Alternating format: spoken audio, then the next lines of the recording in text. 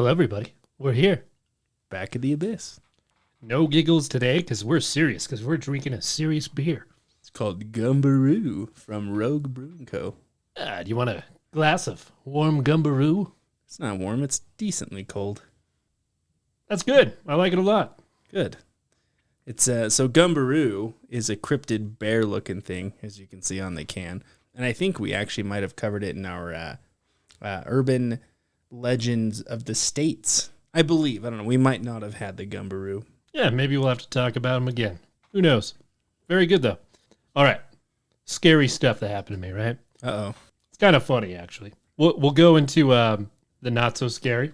Dude, last night I woke up from like a storm at 4 a.m. That's never happened. That thing was massive. That storm was amazing. And it just kept thunder, thunder, thunder. We're getting these pocket storms, and they're like heavy. And they last a couple minutes, and they disappear. Like, damn. All right. The night before that's when it got scary for me, at least. So I'm sitting there, I'm laying in my bed. My computer's right next to me, right? Mm-hmm. I'm asleep.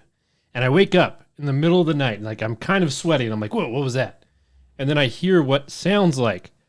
No, it sounds like exactly like a rooster. So I'm like, what, is it in the morning? I pull up my phone, and it says 3 a.m. I'm like, there's no way there's a rooster. And it pauses and then goes again. And I think it's coming from that back room. And, just the night before, maybe before I went to bed that night, me and the girlfriend were watching, I think it was Richard Ramirez, the serial killer of Los Angeles. Yeah, in that area. Right? Yeah, we watched the whole series on it. That's a good one. And I was just thinking about how that cop was talking about how he woke up in the night and thought he was in his house. And he was like going around corners with his back facing the wall so he couldn't get jumped. I'm like, how is there a rooster noise coming from my giant room in the back room, right? It's behind the kitchen. There's nothing there. And so I'm like, there can't be a rooster. So it's like someone trying to lure me out or something. I mean, it's like 3 a.m. logic.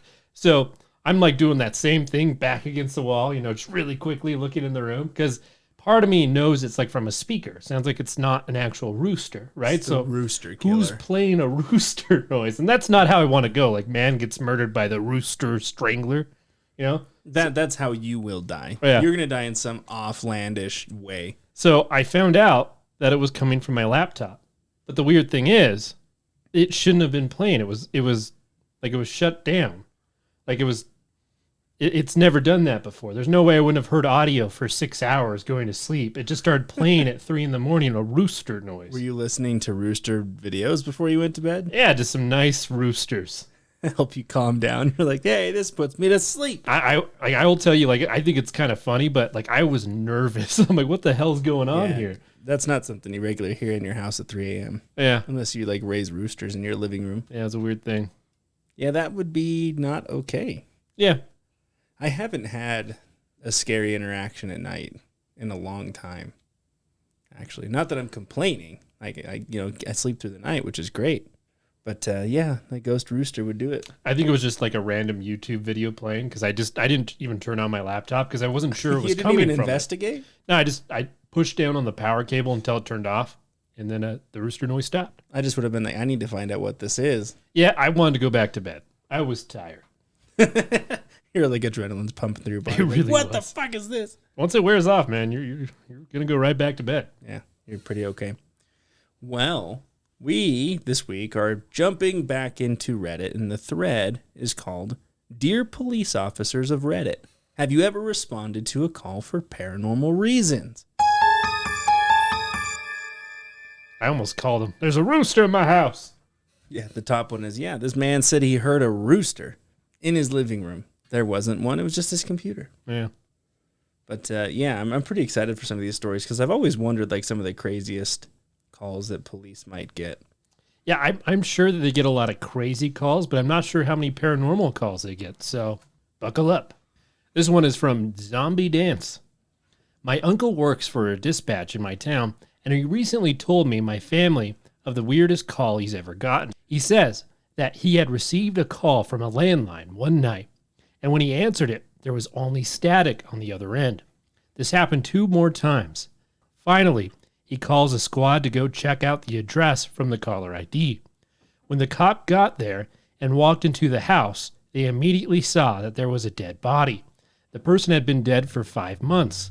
The craziest part about it was that there was no electricity or any other utility working.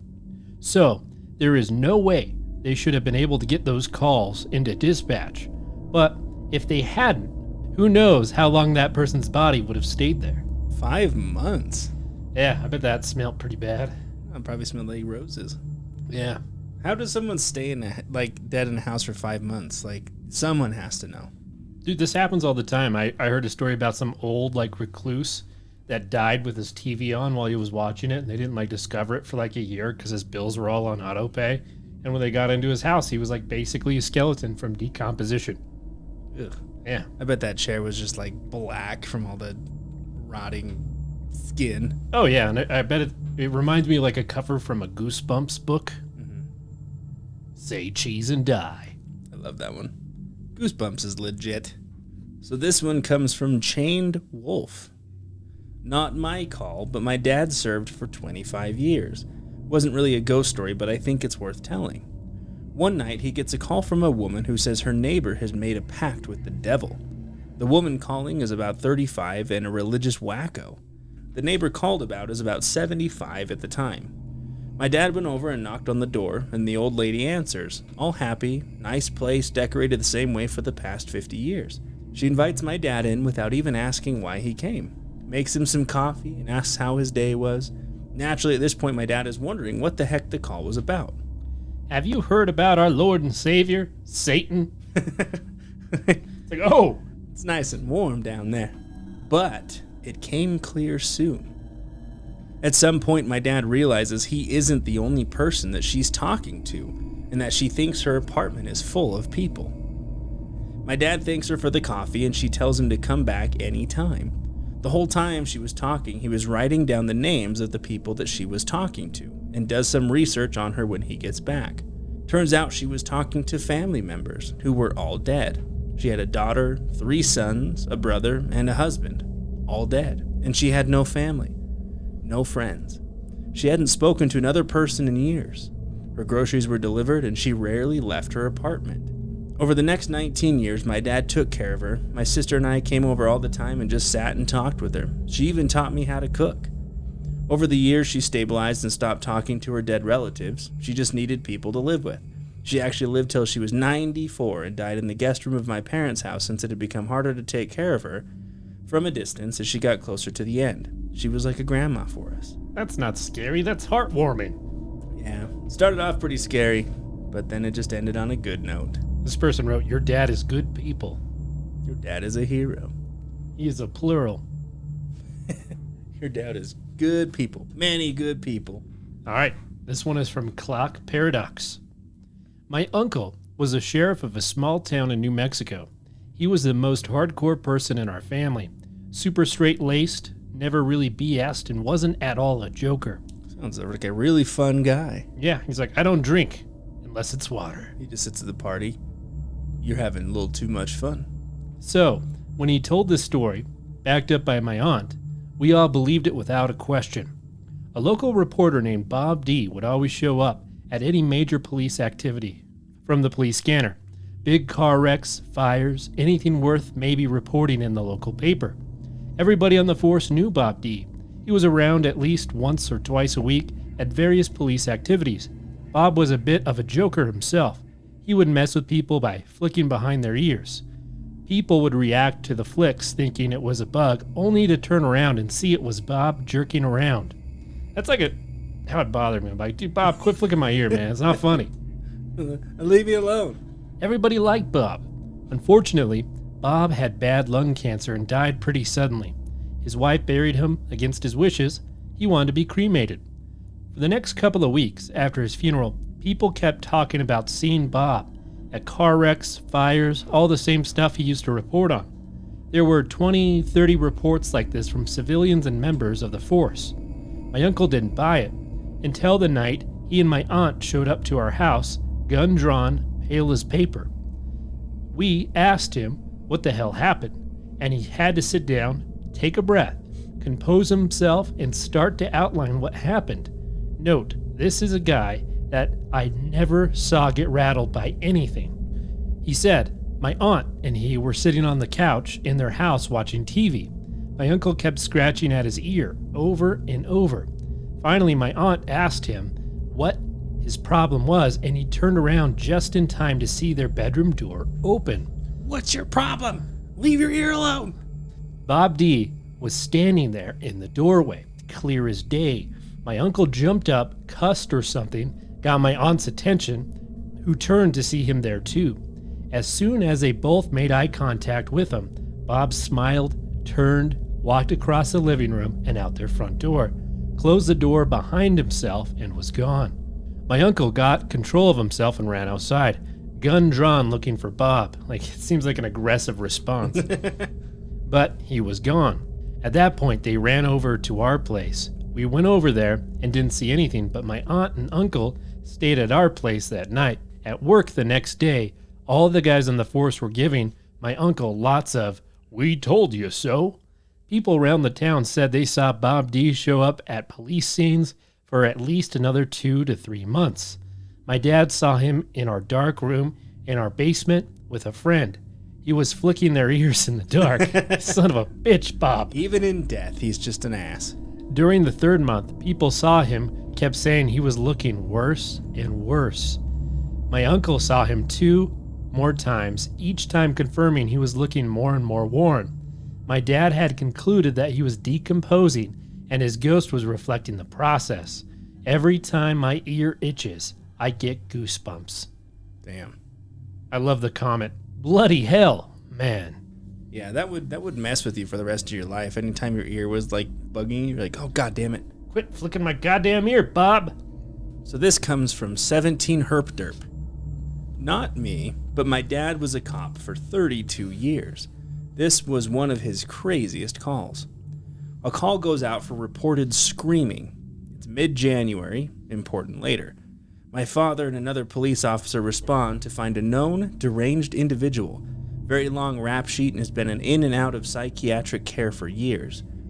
Sitting on the front porch holding a double-sided wood-splitting axe. Steam is coming up off the grass and there are chunks lying all over the lawn. Upon interviewing the suspect, he admits that he and a friend were playing poker. The suspect was losing nearly every hand and came to the conclusion that his friend was a ain't, Southern for ghost, and was cheating him. The suspect grabbed the axe and chased his friend outside and hacked him into dozens of pieces, thus causing the warm blood to create steam on the grass. My dad tells the suspect that he needs to get in the police car because hain't proof.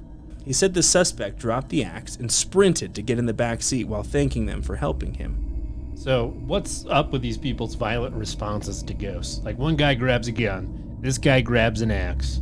Why don't you just be like, hey, what's going on? Why do humans fear the unknown so bad that they just become violent? Seems prejudice. We fear what we do not understand.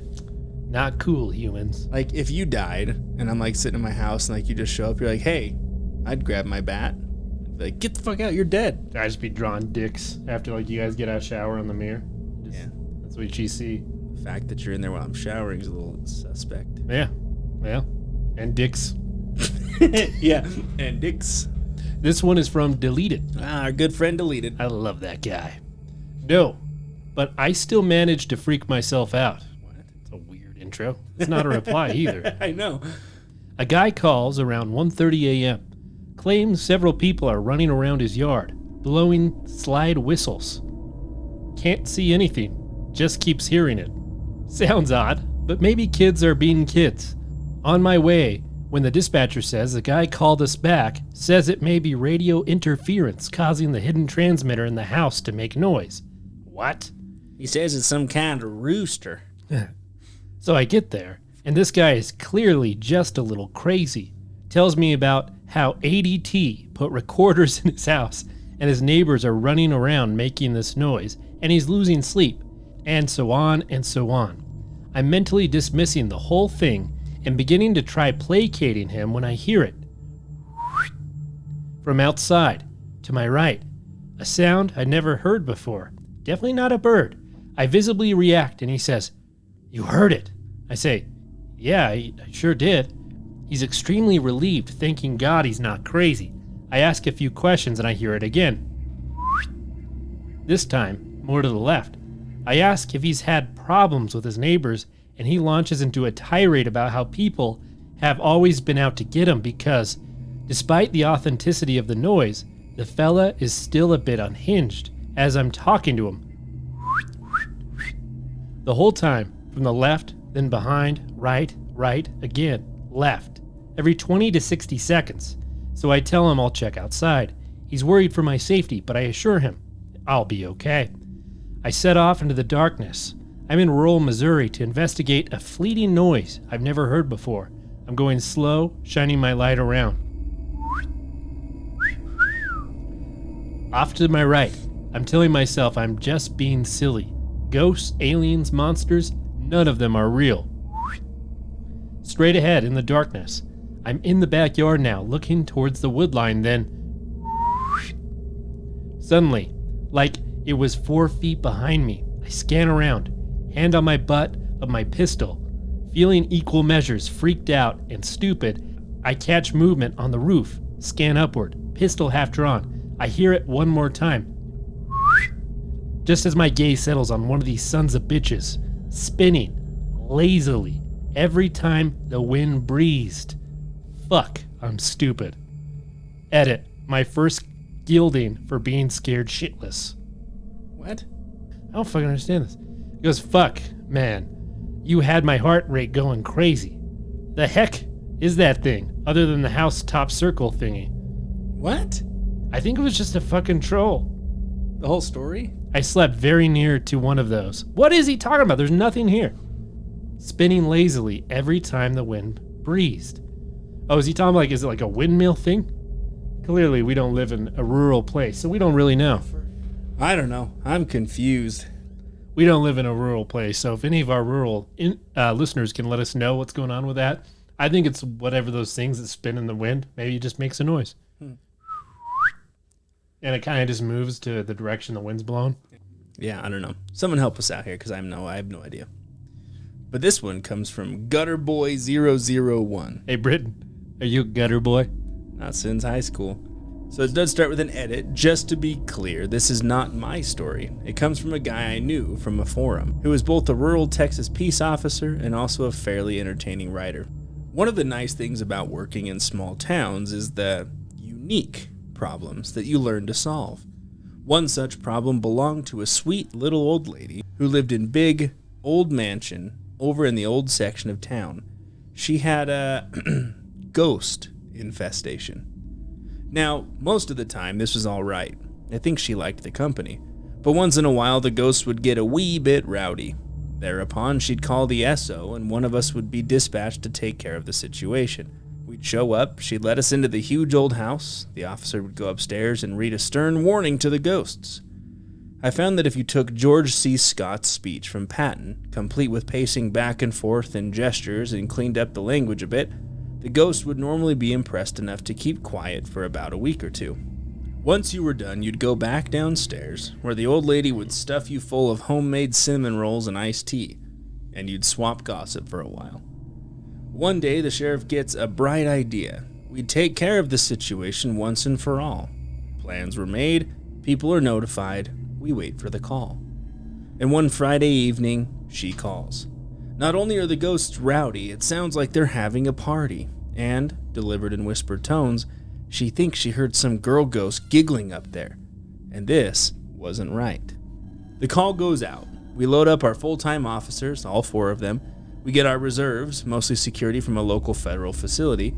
We don our ninja gear, we mount our trusty steed, reworked Korea-era ambulance, and we sway and sputter and backfire and shudder and creak our way over hill and through dale. Once on location, a hasty, whispered conference takes place. Who looks the least threatening? That would be yours truly, having hysterics in the back. Up I go, I knock on the door, tell the little old lady that we're here to solve her problem and seat her on the porch swing with the blanket. Crash! 20 SWAT rhinos in full gear hit the door, clear the bottom floor tactically, flow the stairs, and then the shouting starts. Hey, you! Yes, you! Out, out, out! One here! Out, out, out! Clear! You! Yes, you! Where do you think you're going? Out, out, out! Thus were our thoroughly scared and cowed, albeit invisible subjects herded to the front lawn, where the sheriff is standing on the roof of the SWAT vehicle, delivering his patented fire and brimstone straight path, crooked path speech, complete with finger pointing, arm waving, and emotional entreaties to what only an absolute cynic would consider an empty lawn. Watched with great interest by all the neighbors, heck, most of the town, who promptly get out all the lawn chairs, the sodas, and the snacks and basically started a block party. Small towns. Once we were done and had allowed the thoroughly chastised and completely humbled spirits back upstairs, we sat in her kitchen, in black BDUs, rifles, shotguns, etc., eating cinnamon rolls and drinking iced tea. During this last part, the lady whispered to me that we had missed one. Never said I wasn't fast on my mental feet. I promptly whispered back that he was too young to be subjected to such a scary action. She examined him closely and declared that I was probably right. It took the ghosts almost 3 months to get back to their rowdy ways. All right. This one has no breaks. That's just a big-ass paragraph. Fuck yeah, I'm ready. This one is from KC135R. Worked as a police officer in a small town in rural Nebraska. Back in the 90s, I was patrolling through the town in winter. We had several abandoned houses in town, but one seemed to have the attraction of copper thieves, so we were told to keep an eye on it. Drove by it around 7 p.m., since it sat on a corner lot. I had a clear view of all 4 sides of the house. As I drove around the corner, nothing looks out of the ordinary. About 2 hours later, I drive back again, and the back door is wide open. I know that the back door was not open when I drove by it earlier. Looking at the snow on the ground around the house, there was no footprints. So I think, what the hell? I call dispatch, I tell them I'm investigating an open door at that address, and ask for the county sheriff to start my way. I walk to the open door, pull out my flashlight, and shine it inside. The house has obviously been gutted for the most part. The plaster walls have been torn down, debris piles everywhere. Since there were no footprints in the snow around the door other than mine, and with all the dust on the floor not showing any footprints, I chalked it up to the wind, or maybe the door just opened on its own. I was about to secure the door when I heard a loud thump come from upstairs, and what sounded like kids laughing. Jesus Christ, man. This guy's writing us like a horror movie right now. So I enter the house and yell out, "Police department, come downstairs." Sound like a bona fide policeman, Clete. Yeah, and maybe past life, I don't know. Hey, you, come downstairs now. More of what sounds like kids playing. I tell dispatch that it sounds like there are kids in the house and start making my way through the kitchen into the living room where the stairs are, all the while cautiously checking the main floor. 2 more times I hear something upstairs, but since I've had no response, I start thinking maybe it's an animal. Still, I hear what I swear was kids laughing. I head upstairs and it all gets quiet. The upstairs is relatively small with a hallway at the top of the stairs that has 1 bedroom on the right, 1 straight ahead at the end of the hall, and 1 bedroom on the left. As I get to the top of the stairs, I hear a thump in the bedroom to the left. I carefully peek around the door, and it's an empty room with a small pile of plaster and wood debris in the middle. No kidding, sitting on the top of the pile of debris was a page torn out of a child's book with a picture of a police officer on it. It's creepy. Yeah, no thanks. The hair stood up on the back of my neck. I got out of the room, quickly cleared the other rooms upstairs and got the fuck out of there. Told dispatch nobody was in the house, locked the back door, and never went back there again. Smart. This comment right here goes, "Damn, son, now that was creepy." Lots of A's. Damn, son. Damn. Okay, this one comes from Yoinky 2013. When I was in high school, the days before cell phones were common, my friends were to come over to pick me up from my house one night. We had made plans at school for them to pick me up at 7 p.m. At 6, my parents said I had to come with them to do something, and I totally forgot to call my friends and tell them. They came to my house at 7 p.m. and called the house phone. No one answered. There was 4 of them in the car. They all told us the exact same story. They said that they were about to pull up out of my driveway, but they saw someone peek through the blinds from the bedroom on the top floor right. That was my room. So they assumed that I was fucking around. 5 more times they said that someone would peek through the blinds, and a couple of them said they even saw the person's eyes. We got home at probably 7:10, 7:15, and they were still in our driveway. One of my friends came over and said they thought I was messing with them. Then they asked me, "So, who's staying in your room?" I told them that no one was. So they asked, "Who's home at your house right now?" Again, I told them nobody. Their stone-cold faces then told me what they had seen repeatedly over the last 15 minutes. At first, we all thought there was a burglar in the house or something, so we called the cops. They came over and inspected the house. There were 0 signs of break-in, nothing was touched, and nothing was stolen. Our house had an alarm on it, so there's no way someone could have come into the house without setting off the alarm. My family, my friends, and the cop all kind of stood around for a few minutes, trying to make sense of the situation. My friends swore up and down, and still do, that they couldn't have imagined what they saw. All 4 of them saw the same things, and it wasn't particularly a dark night, so their eyes wouldn't be playing tricks on them. To this day, none of us can make sense of the situation. Creepy. Damn. That is kind of creepy, just to think of someone with opening the blinds and staring at you.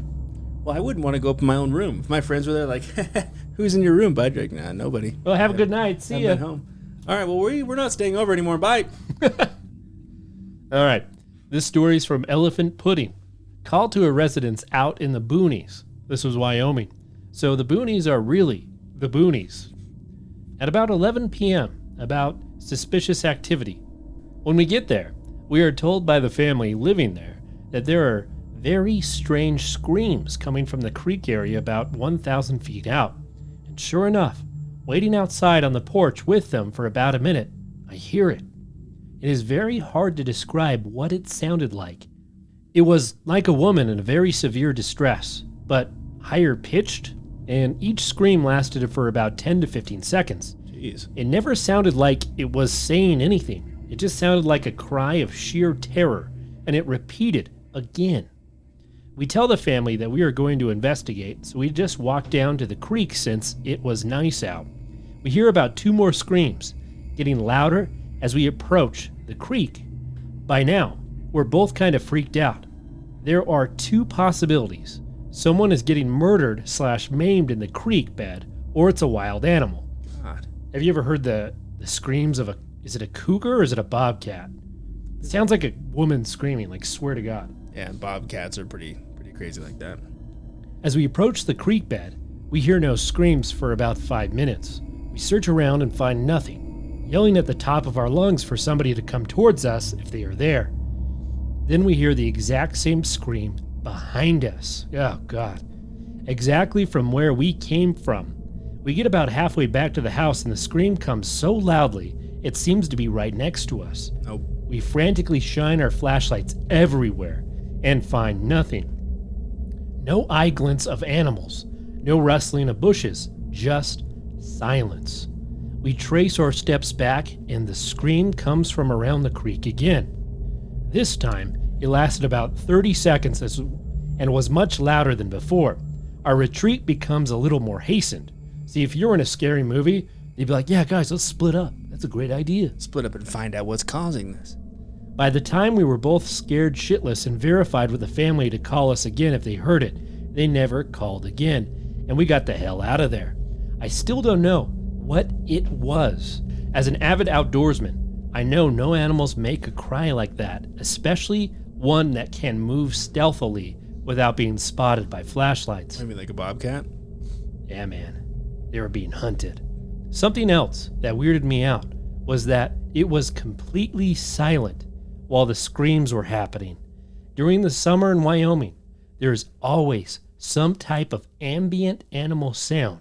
Frogs croaking, crickets chirping, owls hooting, coyotes howling, etc.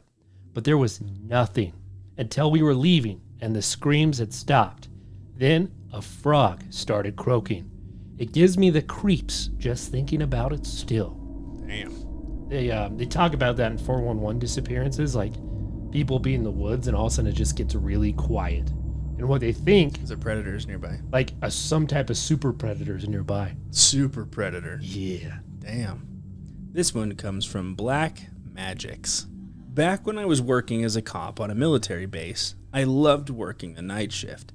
Didn't deal with 99% of the bullshit that day shift dealt with, and what little stuff we did deal with was usually really interesting. Well, most every building on base is alarmed, and the alarms are tied right into the desks so we know the instant they go off. When we get an alarm activation, we close the base and go check the building. Pull on all the doors, see if we can get in. If we can, we go into the building and secure it. Check all the doors and corners to see if someone set the alarm off. Well, one night I was on patrol with my alpha partner, and we get called to respond to an alarm activation at the elementary school. So we go, secure the building, and call in that building is all secure. No problem. Keep patrolling. So about 15 to 20 minutes go by, and we get another alarm activation. We get back out there and check, and now there is a maintenance door open that leads into a boiler room thing. Nothing in it. We close it, lock it, and get out. Another 20 minutes and another alarm. We respond, all the doors are still locked and we can't get in. Maintenance doors locked, call in the all clear. This time my buddy and I sit on opposite sides of the school to watch and see if someone is coming and yanking the doors real hard to set the alarm off. We sit there and watch, nothing happens, and right as we're about to leave, another alarm activation as we're sitting there. We informed the desk that we'd like the building manager on site to help us secure the interior and to let us in. It's now like 3 a.m. Building custodian shows up and we start doing a walkthrough, checking all the classrooms, checking all the maintenance rooms, and that's when we see one of the maintenance doors open with the lights on in the room. Now this room is literally the size of a closet. We walk down there and look in. No one's in it, and that door is locked when it closes. We look in there and find a single footprint of a bare foot made of water, left foot, as a recall, of a small child. Freaked the living hell out of us because no one reported a missing child and the entire building was clear and still locked up. No one left, no one entered, and we checked every inch of that damn place. Literally a 3-hour deep sweep including ceiling tiles. Freaked the ever-loving shit out of us, and to this day, my partner refuses to go into that school. Speaking of which, schools are really fucking spooky when they're empty. All right, this one is from Patrick Kane. Posted this story a while back. Hope you like it. It's 100% true. I'm already questioning it. Fake. I was a 911 dispatcher for about 5 years out of school. One night, I got a call from a lady at a residence in town. 911, what is your emergency? Is this the police? She breathed. She was freaking out. Heavy breathing. Scared, shaking voice. I've taken many calls like this, and from the sound of her voice, this was not going to be a routine call. I sat up straight, and my heart started to pump faster. Yes, ma'am. What is your emergency? There's someone in my house. She trailed off, very breathy and genuine, but not loud and freaking out. Okay. Are you located at house address? Yes. I dispatch the cars and start heading over to the address, and don't give a reason yet. Okay, do you know who this person is? Well, no, I don't. I think it's...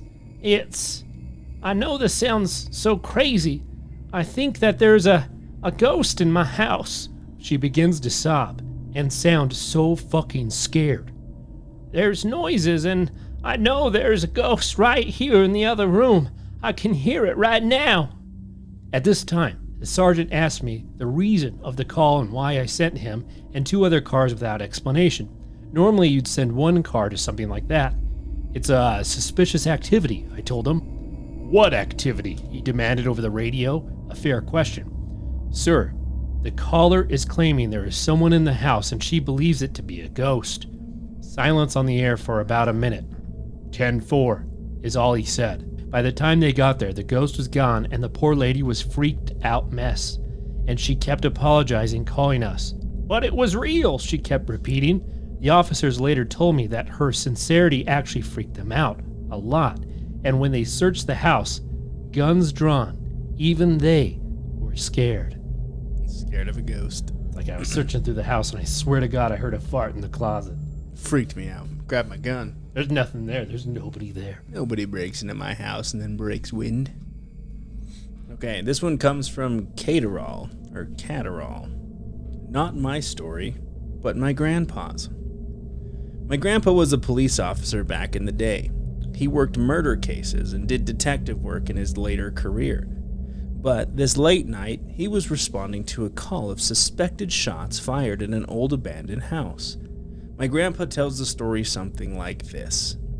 He and his partner are the closest and the house of everyone who received the dispatch call, so they made it there first. When they reached the house, they found the gate through the backyard forced open, so they followed through. It was a shots fired, so they had their weapons drawn. As they approached the house, there was one unarmed man attempting to enter the house, which was locked. The man fled while my grandpa's partner chased after him. Here's the creepy part. My grandpa looks through the window of the house, thinking that maybe the guy was trying to get to someone on the inside. When he looks in, he vaguely sees someone standing and looking directly at him. My grandpa raises his pistol and says, "Police, don't move!" Simultaneously, the man inside appeared to also raise his pistol. My grandpa says, "Now, I had never had someone draw his weapon on me, and I began to think, what if I don't shoot before he does?" And the adrenaline was pumping. So, he says, "Drop the weapon or I'll be forced to shoot." The man stays still, ridiculously still. My grandpa takes cover to the right side of the window and radios in for his partner who has lost the man on foot. Before his partner returned, he pops back out from the right to try and advance, expecting the man to have gone away and found a place to hide. So with his weapon drawn, he jumps out and looks inside. But when he looks into the window with his weapon drawn, there the man is, still hazy, dark, and pointing his weapon directly at him. Is it his reflection? It might be. It's silent for what seems to be forever. My grandpa shouts again, "Drop the weapon and get down on the ground." With adrenaline pumping, my grandpa says that at this point he begins to believe it's a ghost because of how still it was being. Then he sees that the assailant is wearing a badge. "This freaked me out," he said. "Had my partner made it inside and was playing with me? Was this man impersonating an officer?" Once more, he said, "Drop your weapon and get on the ground," and motioned with his pistol. The ghost man also motioned with his pistol. And at this point in the story, my grandpa says it best. It was a cotton-picking mirror. I got myself worked up over my own damn reflection. And that's the story of how my grandpa almost crapped himself over his own reflection. I think it would just be super easy to realize it's your reflection. Yeah. I don't know. Like, if it's doing the exact same thing, I'd be like... I went to the right, and it went to the left. Oh, my God. It looked weird. Just like me. It's doing exactly what it was a handsome son of a bitch, but he just kept doing exactly what I did. Kind of looked like me. It's weird. Was so good looking. For a moment, I was in awe at how goddamn good looking this gentleman was. And I saw he was a cop too. Maybe he's a cop gone rogue. But god damn, he was handsome. This one is from Mary D. Police officer here. One evening about 8 years ago, it was formal. Police officer. One evening here about 8 years ago was pouring outside, and we got a call from an elderly woman. Seems to be a common theme in this thread. Yeah. She called in and said that she was hearing footsteps in her house, and she thought there was a ghost inside because she regularly heard the sound of someone walking upstairs, but she lived alone. We went just to check it out and make sure that everything was okay. She stayed online with the 911 operator because she was so frightened.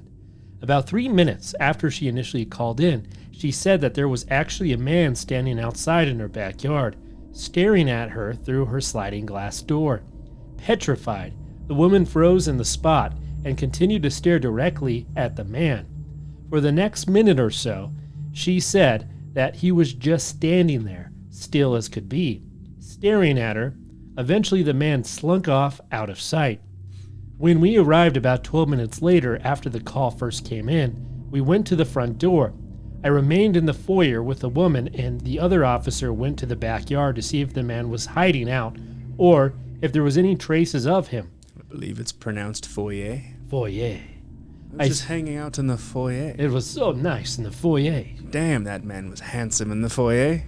There was a cop yelling at his reflection. Get out of the ground! And he yelled right back at me the same thing in the same voice. I spoke with her for several minutes until the other officer returned. He said there was no trace of anyone having been in the backyard. We set off to do a quick sweep before we left to make sure the house was all clear. In her living room, the room that has the sliding glass door, we discovered a trail of mud and footprints inside the house. I asked the woman if she had been outside at all that day or if anyone had been over to visit her. She said no, that she lived alone and that no one had come by to visit. The woman was very old, probably around 85, and had very poor eyesight and was hard of hearing, as elderly people tend to be. The woman obviously had seen the man's reflection and mistakenly thought he was in front of her, on the other side of the glass, in her backyard. Oh, that's creepy. In reality, he had been standing only feet behind her in the same room while she had been talking to 911. Nothing was stolen, broken, or out of place, so we don't know what his intentions were. Who knows what would have happened had she not stayed on the line with the operator. I know it sounds like something out of a campfire story, but it was honestly one of the most unnerving and creepy experiences I've had while on duty.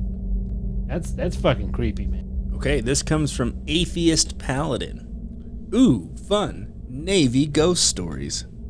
My command's HQ'd in an old World War II hospital. There is an extensive basement that is used as a gym and storage area. There's some cages with gear in them on the storage side, and the other side is locker rooms for the gym, complete with showers. The male shower is the old autopsy room because it was the only room with a drain. Taking a shower or people getting disemboweled. Yeah, sometimes you gotta be clean. Apparently, there is a headless nurse that haunts the building. It's not one of those blatant poltergeists that scares the crap out of you, but one of those ghosts that just does really fucking subtle stuff, like you're not sure if you just saw something or not. With one exception. There's a story of one time that a sailor was in the gym later at night, after everybody had gone home for the day. He got his PT in, then went in to take a shower, in the former autopsy room. As he was showering, after rinsing the shampoo out of his hair and opening his eyes, he noticed that the water around the drain was reddish, and he assumed it was dirt. Dirt in the region is red, and these are old pipes. He finished his shower and then took a second look. It was way too red to be dirt. Definitely blood. That was pretty weird, but he knew it was an old autopsy room and figured it was just old World War II blood and dismissed it. He got dressed and left the locker room. And it's just old World War II blood. Yeah, it makes sense. On his way to the stairs, he noticed the light in the hallway towards the storage area and former morgue had been left on. Not surprising, sailors can be forgetful, so he went to turn it off rather than bother the watchstanders with it. When he went to turn the light off, he heard a noise further down the hall. It sounded to him like the door to the outside, which is around the corner. This could be an intruder, so he walked to the corner and looked. Suddenly, he heard some strange rooster calling. Hey, hey! Someone dressed in a simple white dress was hunched over an old-style gurney with a body bag on it, pushing it towards the door. As he looked, it stopped, let go of the gurney, and turned to face him. She hadn't been hunched over, she just had no head. He noped the fuck out of there, went straight up the stairs to the quarterdeck, aka lobby. He tried to tell the sailors on watch what he'd seen, but he was mostly a babbling mess. They called the chaplain, and he took the guy somewhere off to talk because he had no interest going back into the building. Once he'd calmed down and was rational again, he told the whole story. When people at the command tower found out some scary shit had happened to him, he told them all this story. Supposedly the guy was so traumatized that he couldn't work in the building anymore, and they had to send him home for psychiatric reasons. There is now a time limit for when you can use the gym for PT. Although I don't know if it's official, I just know that nobody uses the gym after normal working hours anymore. Oh yeah, and as a junior enlisted, I get to be the roving security watch on the graveyard shift, and do solo rounds of the building after midnight. I take a flashlight every time, but it doesn't make me feel much better about it. People always have to ruin good things. Headless ghost. Now we have freaking time hours in the gym. What a jerk. There's a headless nurse. Yeah, all right. We got to close the gym early now. All right. Well, we are going to wrap things up there. Some pretty spooky shit. I think it kind of went off the rails of police calls, just kind of more ghost stories. But I can't imagine there's that many police paranormal calls. Yeah, maybe they are. We'll just have to dig Maybe just deeper. not on Reddit. And we're at about 180 subscribers on YouTube. So again, if you liked what you heard, please subscribe, like, and share, as it really helps us get out there. And as always, thank you for entering the abyss. Until next time.